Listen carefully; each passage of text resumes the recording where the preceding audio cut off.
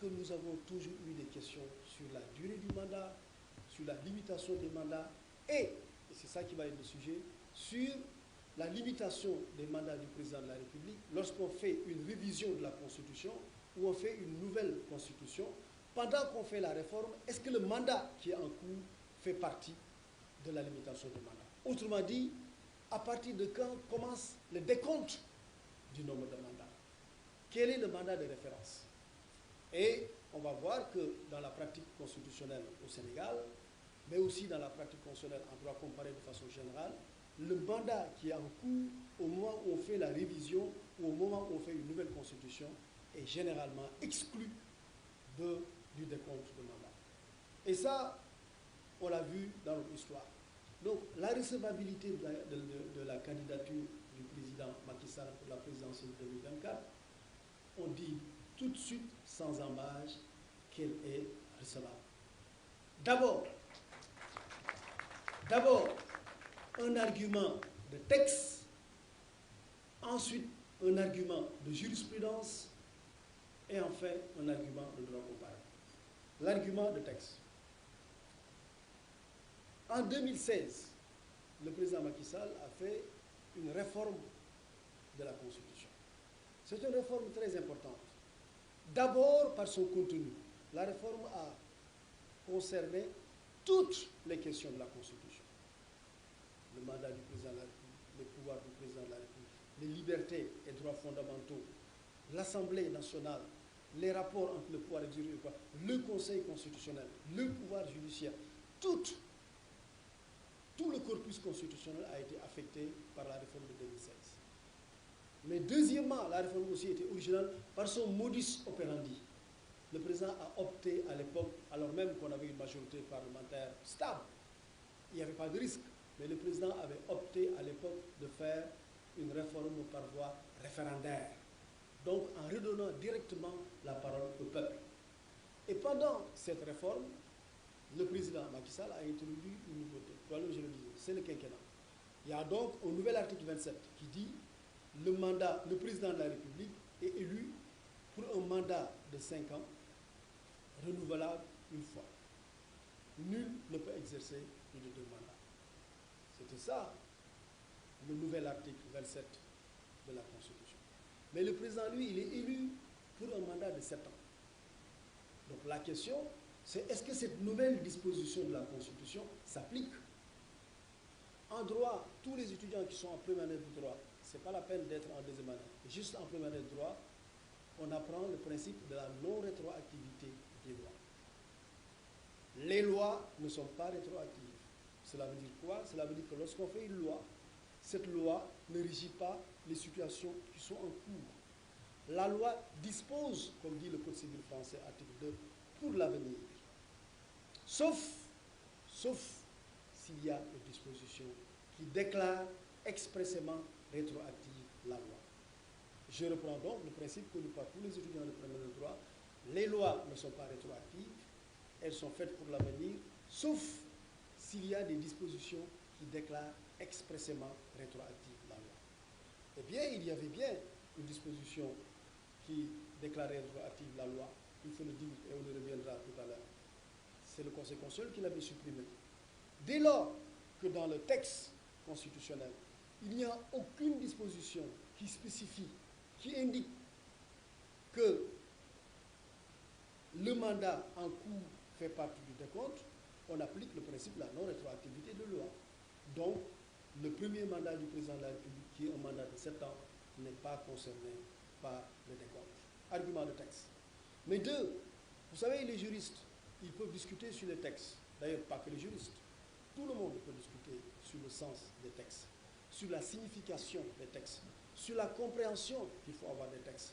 Mais lorsque tout le monde discute, lorsque chacun donne son avis, lorsque chacun donne son point de vue, après, le débat doit être tranché. L'organe habilité à trancher le débat, en l'occurrence, c'est le juge constitutionnel. Et le juge constitutionnel au Sénégal a tranché cette question de l'entrée en vigueur de la règle de la limitation des mandats présidentiels. En deux occurrences, deux circonstances, deux occasions. La première, c'était en 2012. La deuxième, c'est en 2016, on y reviendra. Mais ici, ici, il y a deux problèmes qui me paraissent importants. Il faut aller à l'essentiel. Donc les deux problèmes, c'est un, la limitation des mandats, quand est-ce qu'elle entre en vigueur? Est-ce que le premier mandat qui est en cours est concerné? Ça, c'est une question importante. Et deux, quelle est la valeur de la déclaration du président de la République? Parce que ça aussi, c'est important. Parce qu'il y a des gens qui disent aujourd'hui, le président ne peut pas être candidat parce que c'est lui qui l'avait dit. Il faudrait aussi donner l'état du droit sur cette question de déclaration du président de la République. Donc, première question, c'est le décompte des mandats. Ici, le problème s'est posé la première fois en 2012. En 2012, lorsqu'on allait à la présidentielle, on n'avait pas de réponse. C'est lors de la présidentielle, lorsque le président Abdoulaye Wade a déposé sa candidature, que le Conseil constitutionnel a répondu. Autrement dit, le Conseil constitutionnel a répondu à la question en proclamant la liste des candidats. Autrement dit, en 2012, on aurait pu avoir une liste des candidats sans le président Abdoulaye Wade. Parce qu'il a déposé, il attendait. Il était dans une sorte de suspense ou de stress, parce qu'il a déposé sa candidature et il attendait le résultat, la réponse du Conseil constitutionnel. Parce que le Conseil constitutionnel n'avait pas eu l'occasion, avant l'élection présidentielle, de se prononcer sur la question. C'est différent, on le verra cette fois-ci, en 2024. Pourquoi? Parce que ici, le Conseil s'est déjà prononcé sur la question depuis 2016. Donc la question est tranchée. En 2012, elle n'était pas tranchée. En 2012, lorsque le président Abdoulaye Wade a déposé sa candidature, il y a d'ailleurs des candidats qui avaient introduit un recours pour contester sa candidature en disant qu'il ne peut pas faire de troisième candidature parce qu'il y a au principe de la limitation des mandats et qu'il a déjà fait ses 2 mandats. Et le Conseil constitutionnel a répondu à l'époque en disant que non, le président Wade peut bien faire une troisième candidature parce que l'article 104 de la Constitution de l'époque avait exclu son premier mandat. Donc, par rapport au décompte référentiel, son premier mandat ne compte pas. Son premier mandat ne compte pas. Donc, la question a été tranchée lors de la présidentielle de 2012. Donc, on a déjà une jurisprudence sur la question. En 2012, on pouvait dire, quelle est la jurisprudence qui existe sur la question? On aurait dit en 2012, il n'y a pas de jurisprudence. Il faut attendre que le Conseil constitutionnel se prononce. Mais maintenant, on a une jurisprudence, c'est notamment la jurisprudence de 2012. Mais pour la présidentielle de 2024, la question, en fait, elle est déjà tranchée depuis 2016. Comment et pourquoi? Parce qu'en 2016, lorsque le président Macky Sall a opté pour soumettre le projet de révision au référendum, parce que c'était ça l'option du président, c'est de soumettre le projet au référendum, mais il y a l'article 51 de la Constitution qui disait le président de la République peut, après avoir consulté le Conseil constitutionnel, soumettre tout projet de loi de révision au référendum. Donc il y avait une sorte d'obligation de saisir le Conseil constitutionnel avant de soumettre la révision au référendum. Et le président a saisi le Conseil constitutionnel. Le Conseil constitutionnel s'est prononcé sur ce texte constitutionnel. À l'époque, d'ailleurs, il faut le dire, le Conseil avait, en quelque sorte, réécrit une bonne partie du texte constitutionnel. Et dans cet avis, justement, le Conseil a répondu aux questions qui ont été posées et, à l'époque, le projet, l'article 27 contenu de la Constitution était disposé ainsi qu'il suit. Le président de la République est élu pour un mandat de 5 ans renouvelable une fois. Nul ne peut exercer plus de 2 mandats consécutifs. Cette disposition s'applique au mandat en cours.